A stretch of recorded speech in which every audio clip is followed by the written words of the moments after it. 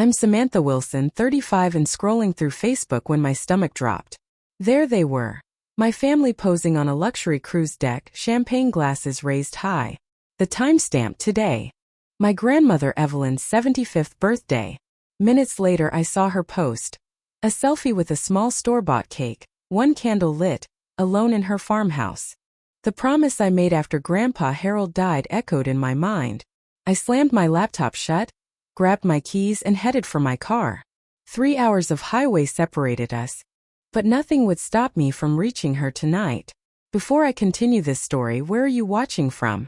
Drop your location in the comments below, hit that like button, and subscribe to hear more stories about family loyalty and what happens when we choose authenticity over appearances. My relationship with Grandma Evelyn has always been the anchor in my life. When I was 7, my parents' divorce turned our world upside down. Mom spiraled into depression, and Dad disappeared into his new life with alarming speed. It was Grandma who stepped in, bringing me to live in their farmhouse for almost 2 years while Mom recovered. Those were the most formative years of my childhood. Grandma taught me how to garden, pulling carrots from the rich Illinois soil and showing me how something beautiful grows from consistent care. In her kitchen, I learned to bake bread, the rhythmic kneading becoming a metaphor she used to explain life's hardships. You've got to work through the tough parts, Sammy, to get something worth having.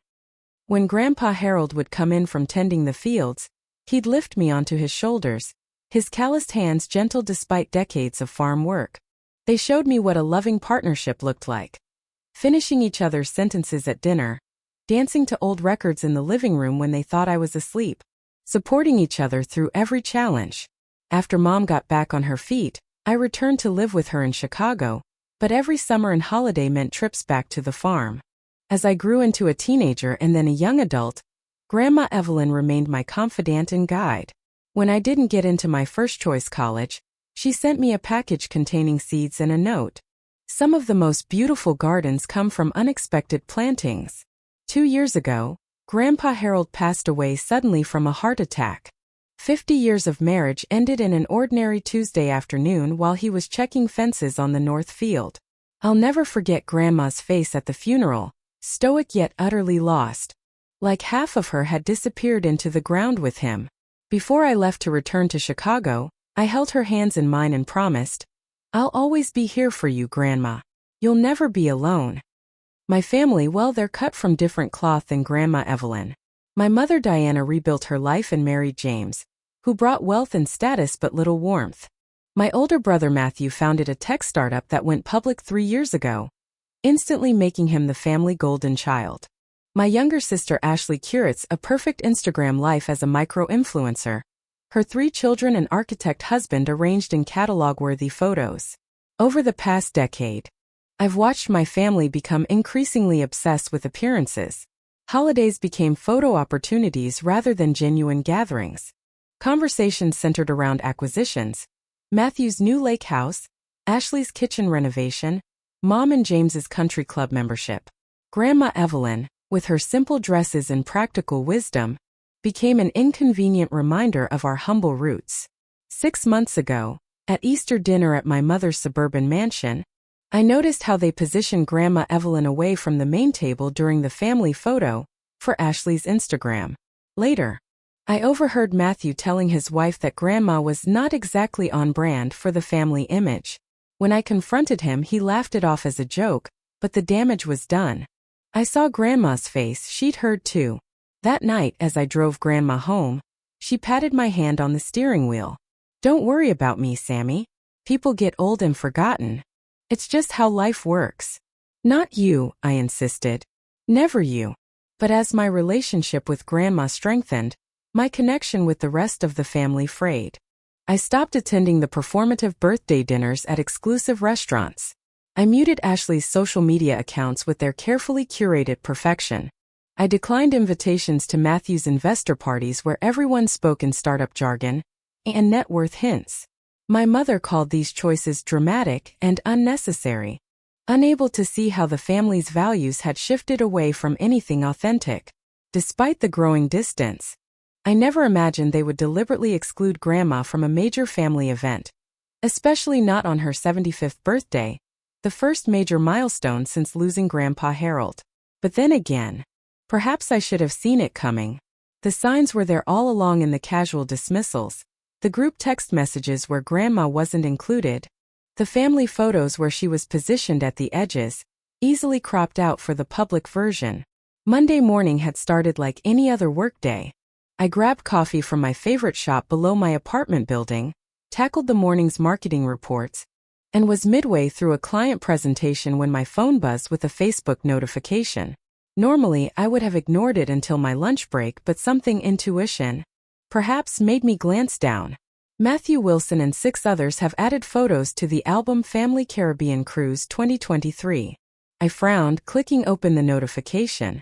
The first image showed my mother, James, Matthew and his wife Bethany, Ashley, her husband Greg, and their 3 children posed on a cruise ship deck, the crystalline Caribbean waters stretching behind them. Setting sail on our family adventure. Read the caption, posted 15 minutes ago. I scrolled to the next photo. A luxurious suite with champagne on ice. Another of Ashley and Mom getting massages. Matthew and James at a captain's dinner, dressed in formal wear. The date on the embarkation photos hit me. Yesterday. This wasn't some throwback post or future planning. They were on a cruise right now. Together. All of them. I mentally checked the calendar, a cold realization washing over me. Today was April 12th. Grandma Evelyn's 75th birthday. My fingers shaking slightly, I navigated to Grandma's profile. She rarely posted, but there it was. A photo uploaded an hour ago. A selfie taken in her dimly lit dining room, her silver hair neatly styled, wearing the blue dress she reserved for special occasions. In front of her sat a small store-bought cake from the local grocery, one candle lit. Her smile didn't reach her eyes. The caption broke my heart. 75 years young today. Feeling blessed for the memories. No mention of being alone, no complaint about the family's absence. Just Grandma with her endless grace putting on a brave face. I dialed her number immediately. No answer. I tried again. Straight to voicemail. Anxiety bloomed in my chest as I gathered my things, mumbling an excuse to my confused coworkers about a family emergency. The 3-hour drive from Chicago to Grandma's farmhouse in rural Illinois stretched before me like an eternity. As I merged onto I-57 heading south, my mind raced with memories and mounting anger. Last Christmas, Matthew had complained about driving all the way out to the middle of nowhere for the holiday dinner at Grandma's, suggesting we upgrade to a restaurant next year. 3 months ago, Ashley had declined Grandma's invitation to bring the kids for a weekend visit, claiming they were too busy with activities, yet somehow found time for a Disney trip the following week. How long had they been planning this cruise? Weeks? Months? The level of coordination required for all of them to clear their schedules suggested this was no spontaneous trip. They had deliberately chosen to celebrate elsewhere, anywhere, rather than acknowledge Grandma's milestone birthday. The bright spring day darkened as storm clouds gathered on the horizon, mirroring my mood. Rain began to pelt my windshield as I passed through small towns that gradually gave way to farmland. I tried Grandma's number again. Still no answer. My worry deepened. Grandma was reliable about answering her phone. It was her lifeline since Grandpa died. What if something had happened? What if the loneliness had finally become too much? An hour into my journey, my check engine light blinked on. Not now, I muttered, pulling into a gas station. The mechanic took one look and shook his head. Alternator's acting up. I wouldn't drive too far until it's fixed. I have to get to my grandmother, I insisted. She's alone on her birthday. Something in my voice must have conveyed the urgency. He sighed, made a temporary adjustment, and warned me it might not hold. Drive safe and don't stop unless you have to. Back on the road, the storm intensified. Lightning cracked across the sky as I gripped the steering wheel, windshield wipers struggling against the downpour. I passed a billboard advertising family cruise packages, the irony not lost on me. My phone rang. Matthew. I answered on speaker. Sam? Why did you leave those comments on our cruise photos? His voice carried the entitled annoyance I'd grown accustomed to. Are you serious right now? Do you know what today is? I demanded. Tuesday? What's your problem? It's Grandma's 75th birthday, Matthew. Her first birthday since Grandpa died. And she's sitting alone while all of you are sipping Mai Tais in the Caribbean. A pause. Oh shit. That's today. His tone suggested mild inconvenience rather than genuine remorse. Don't pretend you forgot. This cruise has been planned for months. Look, we'll send her something nice. A gift basket or whatever. It's not that big a deal. I hung up, seething. The rain was coming down in sheets now, making it nearly impossible to see more than a few feet ahead. My car sputtered ominously, but I pressed on, passing the weathered sign welcoming me to Grandma's small town. The familiar roads to her farmhouse were partly flooded, forcing me to navigate carefully around standing water. When I finally turned onto her gravel driveway, my headlights illuminated her modest home, the only dark house on the street. No porch light. No warmth emanating from the windows. Just stillness amid the storm.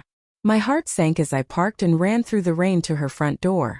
I knocked frantically, rainwater streaming from my hair into my eyes. No answer. Using the spare key hidden in the ceramic frog by the flower pot, the same hiding spot since my childhood, I unlocked the door and stepped inside. Grandma! I called into the darkness. The house was silent except for the ticking of the grandfather clock in the hallway. Grandpa Harold's pride and joy, the one he'd restored the summer I turned 12. I fumbled for the light switch, illuminating the living room. There she was. Grandma Evelyn sat in Grandpa's old recliner, still wearing her blue dress, staring at the wall of family photos.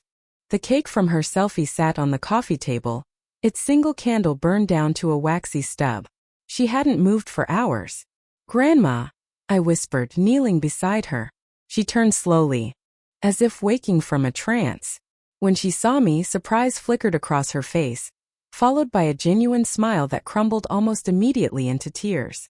Sammy? What are you doing here in this storm? She tried to wipe her eyes discreetly, straightening her posture. Is everything all right? I came for your birthday, I said, taking her hands in mine. They felt cold and fragile. I'm so sorry I'm late. Oh honey, you didn't need to drive all this way. It's just another day. Her voice carried forced lightness that broke my heart. It's not just another day. It's your 75th birthday. She shrugged, a gesture so unlike my normally proper grandmother. The others sent their regrets. Everyone's busy with work. It happens. They're on a cruise, Grandma. Together. Her eyes widened slightly, then fell. Oh, well. I'm sure there was a misunderstanding about the dates. Even now, she was making excuses for them. I looked around the room, noticing details I'd missed initially. On the dining table lay a stack of handmade invitations, celebrating 75 years of Evelyn Wilson, carefully crafted but never sent. Beside them sat a photo album labeled Family Memories, open to a page of childhood photos of Matthew, Ashley, and me. In the kitchen, visible through the doorway, I spotted covered dishes. Enough food to feed a dozen people. Grandma's signature pot roast. A chocolate layer cake, my favorite. Deviled eggs, Matthew's preference. Strawberry shortcake. Ashley's request at every childhood birthday. You were planning a party. I said, the realization hitting me. Just some ideas, she demurred. But when everyone said they couldn't make it, I scaled back. I moved to the hallway closet, opening it to find Grandma's best tablecloth and the special occasion china that had belonged to her mother. She'd been prepared to make this special. I thought about sending the invitations. She continued, following my gaze. But I didn't want to pressure anyone. Everyone's so busy these days. You wanted to celebrate with your family. There's nothing wrong with that. At my age, you learn not to expect too much. She smoothed her dress. A new one, I realized.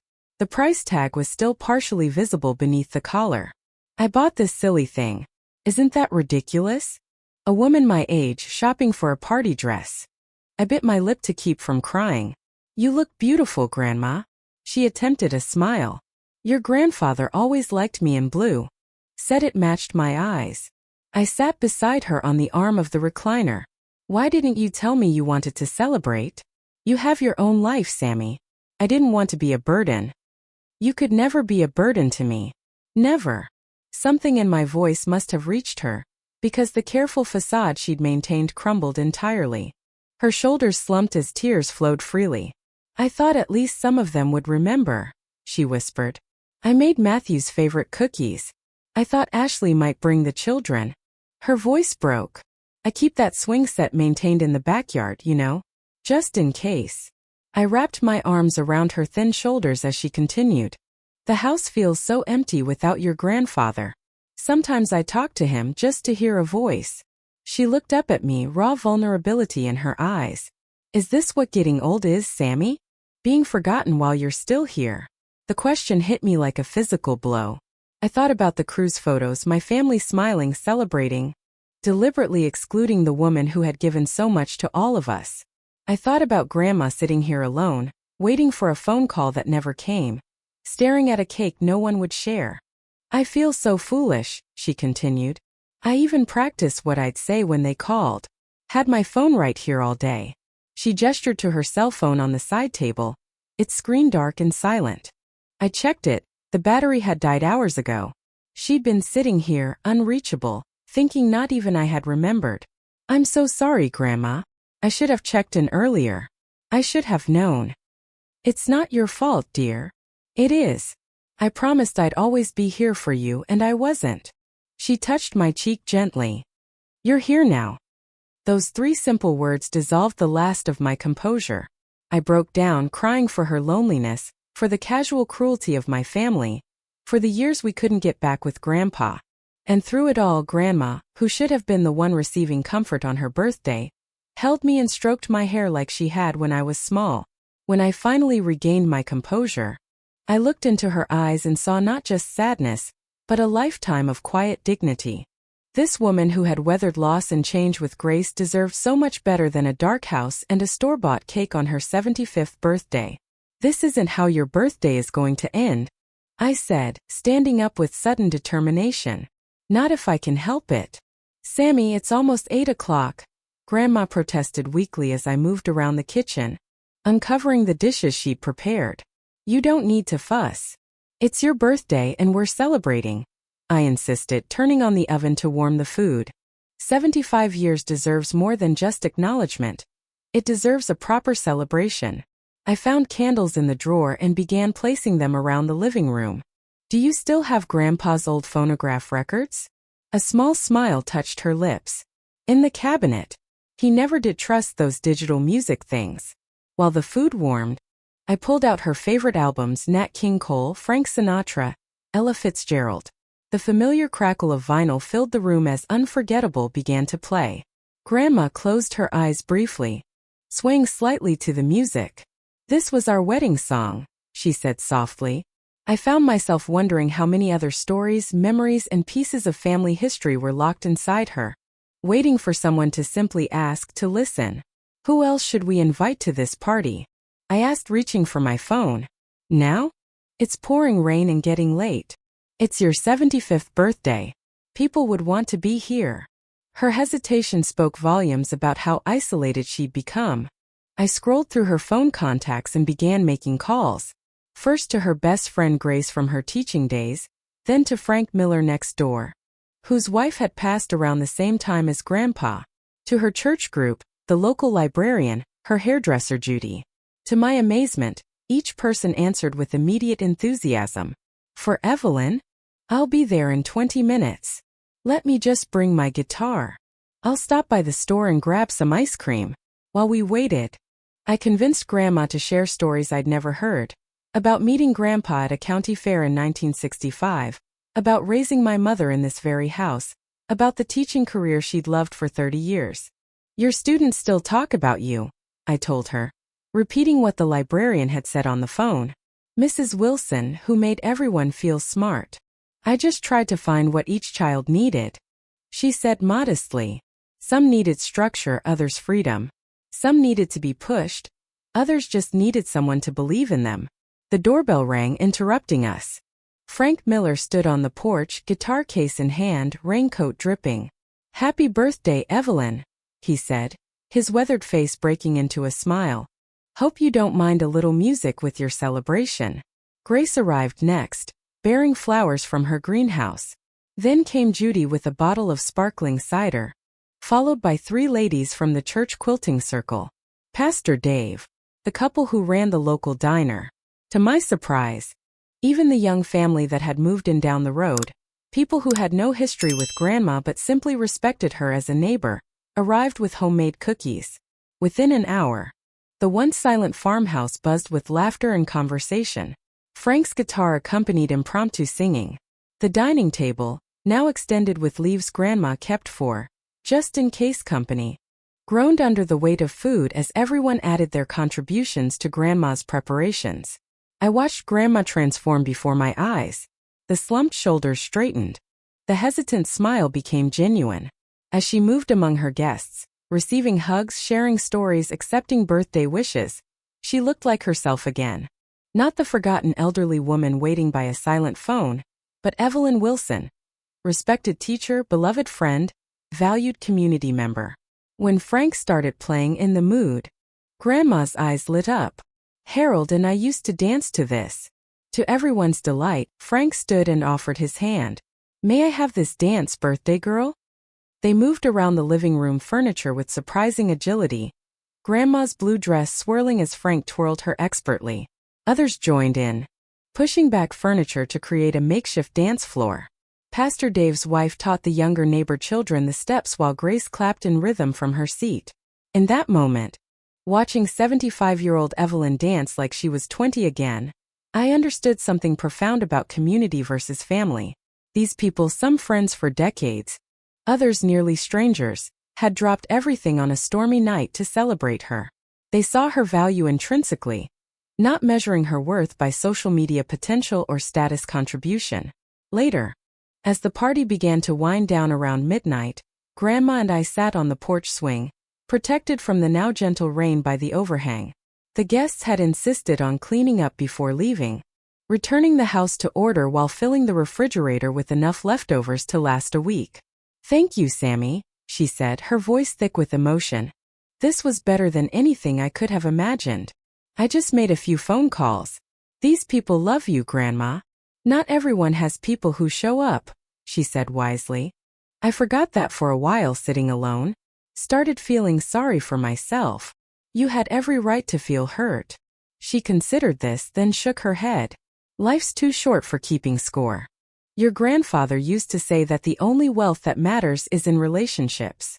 He was right. Yes, but I need to be careful about which relationships I invest in." Her gaze was clear and direct. "Some people will always take more than they give." It was the closest she'd come to criticizing my family directly. Coming from Grandma, who had always been the peacemaker, the one making excuses for everyone else's behavior, it represented a significant shift. "What do you want to do about them?" I asked carefully. She sighed, looking out at the rain-washed garden where her spring plantings were just beginning to emerge. "I don't know yet. But I know I don't want to spend whatever time I have left waiting by the phone for people who won't call." We sat in comfortable silence, listening to the last guests drive away with friendly honks and called out birthday wishes. 75, she mused. When did that happen? One day at a time. She laughed, a real laugh, one I hadn't heard since before Grandpa died. "Smart Alec. You always were too clever for your own good." Her expression softened. "Your grandfather would have loved tonight. The music, the dancing. He'd have been right in the middle of it all." "He was," I said gently. "In every story you told, every song that played. In Frank knowing exactly how to twirl you at the right moment of the song." She squeezed my hand. "You're right. Some people never really leave us." As the grandfather clock inside chimed 1 in the morning, officially ending her birthday, Grandma Wilson looked at peace for the first time since I'd arrived. Whatever tomorrow would bring, tonight had reminded both of us of an essential truth. Family is about who shows up, not who shares your DNA. Morning sunlight streamed through the kitchen windows as I prepared breakfast. Grandma, looking rested despite our late night, sat at the table reading birthday cards dropped off by neighbors who hadn't been able to attend. "Bernice made me a quilt," she marveled, opening a package. She must have been working on this for months. I set a plate of eggs and toast in front of her, then sat down with my coffee and opened my laptop. I needed to email my boss about taking a few days off, but first I made the mistake of checking Facebook. New cruise photos had been posted overnight. My mother lounging by a pool. Matthew and his wife parasailing. Ashley posing with a tropical drink, her perfectly filtered caption reading, "Making memories that last with the people who matter most." #blessed #family time. Bile rose in my throat. The casual cruelty of that hashtag, while Grandma had sat alone until I arrived, was staggering. "What is it?" Grandma asked, noticing my expression. I hesitated, then turned the screen toward her. "They're still posting about their cruise." She adjusted her reading glasses and looked at the photos, her face impressively neutral. "Looks like they're having fun." "That's all you have to say?" She sighed. "What would you like me to say, Sammy? That it hurts to be forgotten? That I lie awake wondering what I did wrong? That I've spent 2 years since your grandfather died trying not to be a burden to anyone?" Her candor stunned me. "You're not a burden, Grandma. To them I am. An inconvenient reminder of humble beginnings. Someone who doesn't fit the image they're cultivating." She tapped Ashley's photo. "Look at those designer sunglasses. Your grandfather worked 2 seasons to afford my engagement ring." As I scrolled through more posts, something caught my eye. A comment from my mother on Matthew's photo. "Perfect timing for this getaway.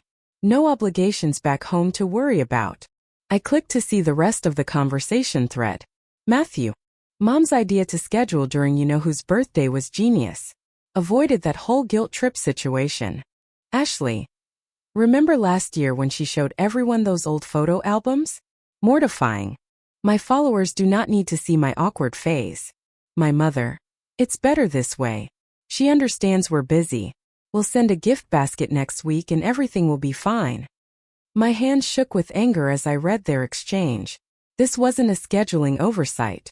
They had deliberately planned the cruise to coincide with Grandma's birthday to avoid celebrating with her.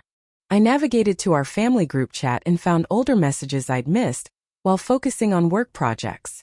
3 months of cruise planning. Discussions about which suite to book. Coordination of schedules. All while explicitly mentioning the need to handle the grandma situation. "They knew exactly what they were doing," I said, turning the screen to show Grandma the evidence. She read silently, her expression falling with each message. When she finished, she removed her glasses and wiped them methodically with a napkin, a gesture I recognized as her processing difficult emotions. "Well," she said finally, her voice small, "I suppose that answers that question. Grandma, this is unforgivable." "Perhaps. But what do you want to do about it? They're adults making their choices. Bad choices. Cruel choices. They need to be held accountable." She looked uncertain. "Making a fuss will just create more family tension. Maybe it's better to let sleeping dogs lie." "This isn't a sleeping dog. This is deliberate exclusion of someone they claim to love." I stood pacing the kitchen. "If we say nothing, they'll keep doing this. They'll keep treating you like an obligation rather than the amazing woman who helped raise all of us." "I don't want to cause problems, Sammy." "You're not causing problems. They are." I sat back down, taking her hands in mine. "Grandma, do you remember when I was 12 and those girls at school were bullying Katie Sanders?" She nodded. "The young girl with the stutter. You were substituting in our class that week. When you caught them mocking her, you didn't just separate them or give detentions. You turned it into a lesson about respect and empathy." "I remember. You told us that silence in the face of cruelty makes us complicit. That standing by while someone is hurt is nearly as bad as causing the hurt yourself." A faint smile touched her lips. "Using my own teachings against me. Applying your wisdom to a situation that matters." I squeezed her hands. "They should know what they've done. How it made you feel. Not to punish them, but because truth matters. Because you matter." She was quiet for a long moment, looking out the window at her garden. "What would this accountability look like?" I considered the question carefully. Public shaming wasn't my goal, but neither was a private conversation they could easily dismiss or deny later. "I want to show them what they missed," I said finally. "Your real birthday celebration. The community that values you. The joy they could have been part of if they'd chosen differently." "And how would we do that?" An idea formed in my mind, not vindictive but truthful. The same way they're showing their cruise. Through honest documentation of what happened here. I explained my plan to create a video contrasting their cruise posts with the reality of her birthday. The initial loneliness, followed by the genuine celebration with people who truly cared. Not to humiliate my family, but to hold up a mirror to their behavior while celebrating the authentic connections Grandma had nurtured throughout her life. I don't know, Sammy. Grandma twisted her wedding ring nervously. I don't want them to feel attacked. This isn't an attack. It's truth. They made their choices publicly, posted about them publicly. This just completes the picture they've carefully cropped. I showed her photos I'd taken the night before. Her dancing with Frank, blowing out candles on the proper birthday cake Grace had brought, surrounded by people whose love wasn't conditional on her social media value. As she looked through them, something shifted in her expression. The hesitance gave way to quiet dignity. You know, she said slowly, your grandfather always said we teach people how to treat us. Maybe I've been teaching the wrong lesson by accepting whatever scraps of attention they offered. You deserve so much more than scraps, Grandma. She straightened her shoulders. All right, let's do it. Not for revenge but for truth. Over the next few hours, we worked together collecting evidence of the family's deliberate exclusion. Screenshots of planning messages, their social media posts, the unused birthday invitations. I recorded Grandma sharing her feelings about sitting alone on her birthday, waiting for calls that never came. We balanced this with footage from the impromptu celebration, the dancing, the laughter, the genuine community support. I edited it together on my laptop, adding a simple narration that stated facts without emotional manipulation. The final product wasn't an attack but a powerful contrast between superficial family connections and authentic community bonds. It ended with Grandma's own words, spoken with quiet dignity. At 75, I've learned that family isn't always who you're related to. Sometimes it's who shows up when you need them. Before posting it, I asked once more if she was certain. They might be angry, I warned. Grandma nodded, a new resolve in her eyes. I spent too many years worrying about everyone else's feelings while minimizing my own. Not anymore. With her blessing, I uploaded the video to my social media accounts, tagging each family member. Then together we walked out to the garden to tend her spring plantings, letting the digital chips fall where they may. The response was immediate and overwhelming. While Grandma and I were planting tomato seedlings, my phone began buzzing incessantly. First came the reactions from friends and extended family. Is this for real? How could they do that to Evelyn? Your grandmother is a treasure. Shame on them. I'm in tears watching this. Thank God she has you, Samantha. Within an hour, the video had been shared hundreds of times within our extended social circles. Comments poured in from people who knew Grandma from her teaching days, from church, from the community. Mrs. Wilson changed my life in 4th grade. She deserves the world. Evelyn brought food for weeks when my husband was sick. That's who she is. This breaks my heart. Those who ignore their elders forget they'll be old someday too. The first family response came from my mother, who called in tears. How could you do this? She demanded. You've humiliated us publicly. I just showed what happened, Mom. The truth. We didn't know it was such a big deal. It's just a birthday. Her 75th birthday. Her first without Grandpa. And you all deliberately scheduled a cruise to avoid it. The group chat screenshots make that pretty clear. A pause. Those were private conversations. About excluding someone we're supposed to love. Would you be proud to have those messages read at your funeral? Is that the legacy you want? She had no answer for that. Matthew texted next. This is completely unprofessional. Take it down and we can discuss compensation for Grandma. I called him immediately. Compensation? This isn't about money, Matthew. Then what do you want? Everyone makes mistakes. You didn't need to broadcast this to the world. You broadcast your choice to the world with every cruise photo you posted. I just showed the other side of the story. It makes us look terrible. Then maybe examine the choices that led to that perception. Ashley's response was the most revealing. She sent a voice message, her tone dismissive. Honestly, Samantha, you're making this into such a big deal. So we miss Grandma's birthday. She's had like 74 others. It's not like she's on social media seeing all the reactions anyway. The lack of remorse was stunning. I forwarded her message to my mother and Matthew, adding, "This is the real problem. Not that you made a mistake, but that you don't think it matters." By evening, the video had spread beyond our immediate circles. Local community groups shared it, praising the neighbors who had shown up for Grandma. A few small business owners from town commented, offering belated birthday gifts, free haircuts, dinners, flower arrangements. Then came an unexpected message from a producer at the local news station. "We'd love to interview Mrs. Wilson about community support for seniors. This story has touched many people." I showed Grandma, who seemed overwhelmed by the attention. "All this fuss over an old lady's birthday? It's not just about your birthday, Grandma. It's about how we treat people we claim to love. It's about valuing authentic connections over appearances." The next morning my boss called. I expected reprimand for missing work, but instead, "That video about your grandmother. It's exactly the kind of authentic storytelling our clients need. Would she be willing to be part of a campaign about intergenerational connections?" Throughout the day, messages arrived from relatives I barely knew, second cousins, great aunts, family friends from decades past. Many admitted they too had lost touch with Grandma after Grandpa died, expressing genuine remorse and promises to reconnect. The most surprising response came from James, my stepfather, who rarely involved himself in family conflicts. He sent a private message. "Your mother won't admit it, but she's devastated by how this looks. More importantly, I think she's genuinely ashamed of herself. She was raised better than this." "What are you saying, James?" "I'm saying sometimes people need a wake-up call.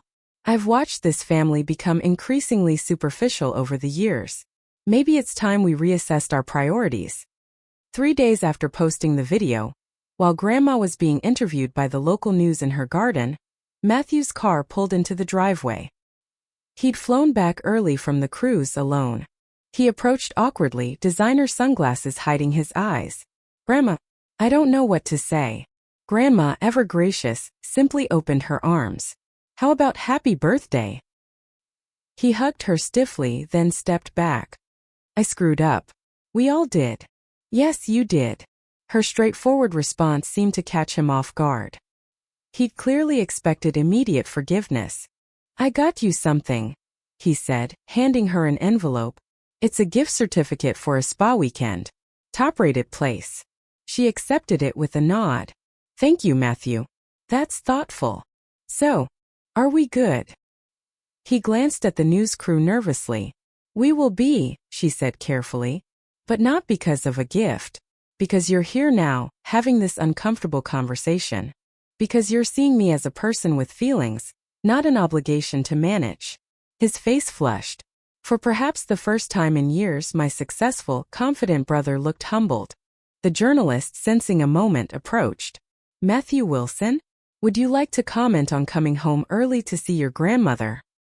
He hesitated, then removed his sunglasses. "I'd like to say that I made a terrible mistake prioritizing a vacation over my grandmother's milestone birthday.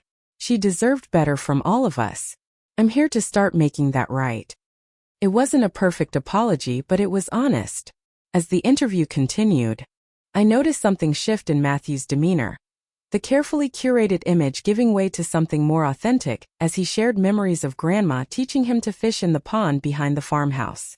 By the week's end, the video had become a minor viral sensation in our region, sparking discussions about elder isolation and family responsibilities. Grandma received cards and well wishes from strangers touched by her story. A local senior center invited her to speak about building community connections. Mom and Ashley remained on the cruise, their social media suddenly quiet. James messaged that they were processing everything and would reach out when they returned. Whether that meant genuine reflection or damage control remained to be seen. As the initial furor began to subside, I found Grandma sitting on the porch swing, reading through the hundreds of birthday wishes that had poured in. "Quite a birthday after all," she said, smiling. "Any regrets about the video?" She considered the question seriously. "No. It was uncomfortable but necessary. Sometimes light needs to shine on dark places before healing can begin." "And the family?" She gazed out at her garden, where spring growth was pushing through the soil, persistent, resilient. We'll see. Real change takes time. But at least now we're dealing with truth, not pretty illusions.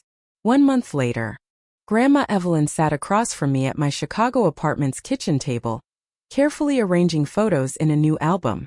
"Are you sure about this, Grandma?" asked, watching her methodically organize snapshots of her 75th birthday celebration. "Moving to the city is a big change." She looked up, eyes bright behind her glasses. "Sammy, at my age, change is either a choice or it happens to you. I'd rather choose." The past month had transformed both our lives. After spending 2 weeks together at the farmhouse, Grandma had made a decision that surprised everyone. She would rent out the farm but keep ownership, using the income to rent a small apartment near mine in Chicago. Not running away from memories, she explained, but moving toward new possibilities. "Besides," she added with a smile, "someone needs to keep you from working too hard." The aftermath of the birthday video had reshaped our family dynamics in ways I never anticipated. Matthew had followed through on his initial gesture, visiting the farmhouse several times before Grandma's move. During those visits, I watched my brother rediscover aspects of himself long buried beneath career ambition and status seeking. He helped repair the back porch, listened to Grandma's stories, and even brought his children for an overnight stay. Their first time experiencing farm life. Mom and Ashley had responded differently. Upon returning from the cruise, they'd attempted to minimize the situation, sending expensive gifts with cards making vague references to miscommunication, rather than offering genuine apologies. When Grandma announced her decision to move to Chicago, Ashley had been openly relieved. "That's perfect. You'll be closer to Samantha, and we can visit when we're in the city for events." The subtext was clear. They preferred having Grandma in a more convenient, controllable context. The rural farmhouse with its humble aesthetics and maintenance needs had become an inconvenience to their manicured lives. What they failed to understand was that Grandma's move wasn't about making herself more accessible to them. It was about prioritizing relationships that nourished her. Frank called again. Grandma mentioned casually, adding another photo to the album. "He's bringing the church choir to perform at the community center fundraiser next month." The fundraiser had been an unexpected development. After the news story about Grandma went viral locally, a group of community advocates had approached her about starting a program for isolated seniors. The Evelyn Project, they called it. What began as a birthday controversy had blossomed into a genuine movement to connect elderly community members with volunteer visitors, transportation assistance, and social events. "He's driving 3 hours for a choir performance?" I asked with a knowing smile. A faint blush colored Grandma's cheeks. "We're just friends, Sammy. Friends who talk on the phone every night?" She changed the subject, but I didn't miss the small smile playing at her lips. Frank Miller, her neighbor for 40 years and a widower himself, had been calling daily since she moved. Their friendship, built on shared memories and mutual respect, had deepened in ways that made Grandma's eyes sparkle when she spoke of him. The doorbell rang, interrupting our conversation.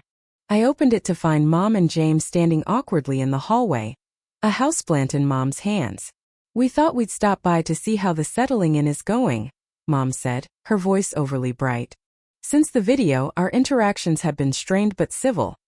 A détente built on careful conversation rather than genuine reconciliation. "Come in," I said, stepping aside. "Grandma's organizing photos." Mom approached Grandma cautiously, offering the plant. "I remembered you always had African violets in the kitchen window at the farm." "Thank you, Diana." Grandma accepted the gift with grace. "That's thoughtful." The four of us engaged in careful small talk, the apartment's amenities, the neighborhood restaurants, the upcoming community fundraiser. As Grandma excused herself to make tea, Mom noticed the photo album. "Is this from?" She trailed off, picking up a photo of Grandma dancing with Frank. "Her birthday celebration," I confirmed. "The one that happened after I arrived." Mom flipped through the images slowly. Grandma surrounded by neighbors blowing out candles, laughing with friends. She looked so happy. She was. We really messed up, didn't we? For the first time, my mother's voice carried genuine remorse rather than embarrassment over being caught. Yes. I don't know how to fix it. Maybe start by asking her what she needs, not assuming what she wants. Mom nodded slowly as Grandma returned with tea. The conversation gradually shifted, becoming slightly less guarded as Mom asked Grandma about the community program bearing her name. As they talked, I watched my grandmother, her posture straight, her gestures animated, her voice confident. This wasn't the same woman I'd found sitting alone in a dark house a month ago. This was Evelyn Wilson reclaiming her identity beyond grandmother, beyond widow, beyond aging parent, becoming a woman with purpose again. Later that evening, after Mom and James left with tentative plans for a proper family dinner the following weekend, Grandma and I walked to the small park near my apartment. The spring evening was perfect for a stroll, and Grandma had developed a daily walking routine since moving to the city. They're trying, I observed. In their way. Yes, she agreed. And that's something. Trying counts for a lot at my age. Are you happy with your decision? To move here? She stopped, considering the question seriously. I miss the farmhouse sometimes. The memories are in every corner. But staying there alone was keeping me stuck in grief. She gestured toward the city around us. This is helping me remember I'm still living, not just remembering. 2 weeks later, we hosted the first official chosen family dinner in Grandma's new apartment. The guest list reflected her priorities. Me, Frank, who drove in from the farm, Grace, 2 fellow retired teachers who lived in the suburbs, and her new neighbor Mrs. Chan, a widow who had introduced herself with homemade dumplings the day Grandma moved in. Matthew and his children came too. His wife sent regrets, which felt like progress in its honesty. Mom and James arrived with a homemade dish rather than something catered. Ashley sent flowers but didn't attend, claiming a social media commitment she couldn't reschedule. The conversation flowed easily among this eclectic group. Frank sharing stories about maintaining Grandma's garden at the farmhouse, the children fascinated by Mrs. Chen's tales of growing up in Shanghai, Matthew asking genuine questions about Grandma's community program. When Mom somewhat awkwardly mentioned the cruise during dinner, bringing up a beautiful sunset they'd seen, Grandma simply nodded and said, "Life gives us many sunsets. The question is who we choose to share them with." The gentle rebuke hung in the air for a moment before the conversation moved on, but I noticed Mom's thoughtful expression as she observed Grandma with her chosen family, people who valued her presence, not just her convenience. After dinner, as Frank played the piano, Grandma had insisted on moving from the farm, the one Grandpa had given her on their 25th anniversary. I found myself reflecting on the journey of the past month. The video had not magically healed our family's dysfunction. Some relationships had strengthened, others remained superficial. Ashley still treated Grandma as an obligation rather than a person. Mom vacillated between genuine connection and ingrained patterns of dismissal. But something fundamental had shifted. Grandma now commanded respect rather than requested attention. More importantly, she had stopped measuring her worth through her children's and grandchildren's acknowledgement. She had built a life rich with purpose and genuine connections, regardless of DNA. When the guests departed, Grandma and I sat on her small balcony overlooking the city lights. "Quite a change from the farm view," I remarked. "Different stars, same sky." She patted my hand. "Thank you, Sammy." "For what?" "For seeing me when I was invisible. For reminding me I matter." "You've always mattered, Grandma. Everyone matters. But we forget that sometimes, especially as we age." She looked out at the twinkling city. "The greatest gift you gave me wasn't rushing to my birthday or making that video. It was reminding me that I get to choose who earns a place in my heart. That family is about love, not obligation." "Grandpa would be proud of you," I said softly. "He'd be proud of us both." She smiled. "He always said you had his backbone. Too stubborn to let injustice slide." As we sat in comfortable silence, I thought about the journey that had begun with a lonely birthday and cruise photos. The pain of that discovery had led to authentic healing, not just for Grandma but for all of us who loved her. By refusing to accept the scraps of attention my family offered her, by demanding the full recognition she deserved, Grandma had taught us all a powerful lesson about aging with dignity. In the months that followed, the Evelyn Project expanded to 3 community centers. Grandma began teaching a weekly class on memoir writing for seniors. Frank visited every other weekend, their friendship blossoming into something neither rushed to label, but both clearly cherished. The farmhouse became a weekend gathering place, maintained by Matthew's family with a new appreciation for its simple charms. Not all wounds healed completely. Ashley remained distant, her perfectly curated social media life, leaving little room for unfiltered family relationships. Mom tried harder but still struggled to see past her own perspectives. Yet Grandma approached these imperfect connections with newfound serenity, accepting what was offered without expecting what wasn't forthcoming. On warm evenings, you can still find Grandma Evelyn on her balcony, sometimes alone with her thoughts, often with visitors gathered around her. If you listen closely, you'll hear stories of 75 years of living. The joys, the sorrows, the lessons learned through both. You'll hear laughter, occasionally tears, and always wisdom spoken with the quiet confidence of a woman who knows her worth isn't determined by others' recognition.